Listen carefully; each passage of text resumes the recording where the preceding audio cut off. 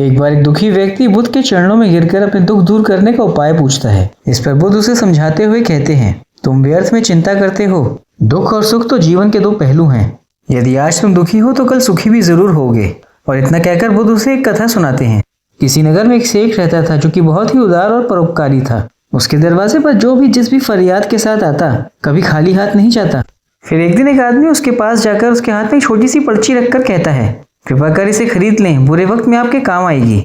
और सेठ उस व्यक्ति की मदद करने के इरादे से उस पर्ची की अच्छी खासी कीमत देकर बिना पढ़े उसे अपनी पगड़ी की एक छोर में बांध लेता है। कुछ दिन बीतते हैं और फिर नगर के कुछ लोग जो कि सेठ से ईर्ष्या करते थे, राजा के पास जाकर उसकी झूठी शिकायत लगाते हैं और सेठ को पकड़कर जेल में डाल दिया जाता है। अब एक दिन अचानक जेल में परेशानी और दुख की हालत में सेठ का हाथ पगड़ी की गांठ पर जाता है। वह उस गांठ को खोलता है और पर्ची निकाल कर पढ़ता है, सदा ना रहे।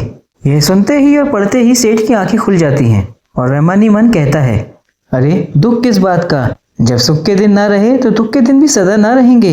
और इस विचार के साथ ही वह जोर जोर से हंसने लगता है। यह देखकर वहां खड़ा चौकीदार राजा तक इस खबर को पहुंचाता है।